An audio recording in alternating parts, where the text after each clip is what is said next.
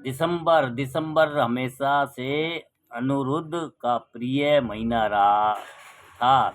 बचपन में ही उसके लिए यह मैच कैलेंडर की आखिरी पंक्तियां नहीं था, यह एक एहसास था। दिसंबर आते ही घर में कुछ बदल बदल जाता है। घर में कुछ बदल जाता है। हवा में हल्की सी घुली लकड़ी के धुएं की महक, रसोई में तिल और गुड़ की खुशबू और माँ की गूंजती हुई आवाज़, सब मिलकर घर की एक गर्माहट भरी दुनिया बना देते हैं। लेकिन इस बार दिसंबर अलग था। माँ को गुजरे हुए अब 2 साल पूरे हो चुके हैं थे, पर अनिरुद्ध के लिए यह समय अभी भी अटका हुआ सा लगता था, जैसे घड़ी की सुइयां आगे बढ़ चुकी हो, लेकिन दिल वही ठहर रहा रह गया हो।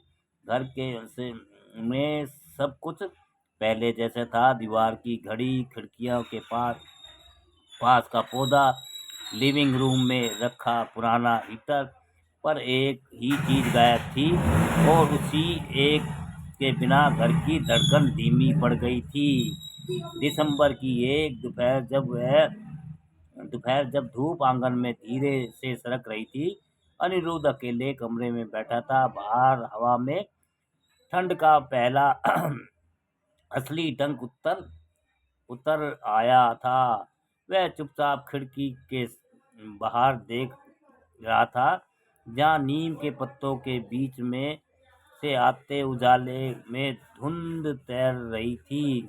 अचानक ही उसके मन में एक पुरानी याद उठी। माँ उसे हर दिसंबर में स्वेटर पहनाते हुए कहती थी, ठंड मौसम की नहीं होती बेटे, अकेलेपन की होती है। उसके होठों पर हल्की सी मुस्कान आई, पर आंखें नम हो गई। उसने उठकर अलमारी खोली और धीरे से वह लकड़ी की पेटी निकाली, जिसमें माँ की कुछ ऐसी चीजें रखी रहती थी। वह पेटी अनिरुद्ध के लिए सिर्फ सामान नहीं थी, बल्कि एक ऐसा दरवाजा थी जिससे गुजरते हुए वह माँ की दुनिया में लौट जाता था। ढक्कन खोलते ही एक जानी पहचानी खुशबू उसके चेहरे से टकराई। हल्दी, कपूर, किसी पुराने इत्र की झलक हल्की झलक। उसने भीतर हाथ डाला और एक एक करके सब देखा। माँ की पुरानी चूड़ियाँ, रंगीन धागों का एक गुच्छा, सबसे ऊपर रखी वही नीली साल, वह साल जिसको ओढ़कर माँ बरामदे में बैठकर ऊन काटती थी। उसके किनारे घिसे हुए थे, लेकिन अनिरुद्ध के लिए वही सबसे कीमती थे, क्योंकि उन्हीं किनारों में बसे थे अनगिनत स्पर्श, अनगिनत लम्हे। उसी शॉल को अपने कंधे पर रख लिया। उस पल उसे लगा जैसे किसी ने पीछे से हल्के से उसे ढक दिया हो, धीरे प्यार से, बिल्कुल वैसे जैसे माँ करती थी। अचानक दरवाजे पर हल्की दस्तक हुई। उसका छोटा भाई ऋषिदेव खड़ा था। भैया, अंदर आ सकते हैं? उंगली चबाते हुए उसने पूछा, जैसे कुछ कहना चाहते हुए भी हिचक रहा हो। अनिरुद्ध ने सर हिलाया। ऋषिदेव तवक कमरे में आया और उसकी नज़र नीली साल पर जाकर रुक गई। वह कुछ क्षण चुप रहा, शायद यह भी उसी महक में अपना बचपन ढूंढ रहा हो था।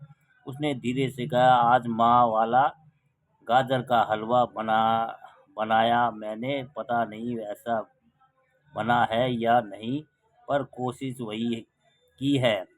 अनिरुद्ध उसकी आवाज़ में छिपी नरमी पहचान गया। दोनों भाइयों के बीच 2 साल से जो खामोशी जमा थी, वह मानो साल की खुशबू से पिघलने लगी। अनिरुद्ध ने मुस्कुराकर कहा, चलो, और दोनों रसोई की ओर चल पड़े। रसोई में हल्की भाप उठ रही थी। गैस के पास रखे बर्तन में गाजर का हलवा गर्म था। वैसा ही लाल, वैसा ही खुशबूदार, बल्कि स्वाद में एक नई बात थी। दोनों भाइयों की खामोशी कोशिश अपनी दुनिया फिर से जोड़ने की। दोस्तों, दिसंबर का महीना, और दिसंबर में ठंडी में गाजर का हलवा। और भैया ये सही कहा कि माँ ठंडी अकेलेपन से लगती है, परिवार साथ में मिल बैठ के खाए। सर्दी में तो भैया ठंडी नहीं लगती। अच्छी भैया कहानी है एक तरह से। और दोस्तों, अच्छी लगे तो वीडियो को लाइक, कमेंट, शेयर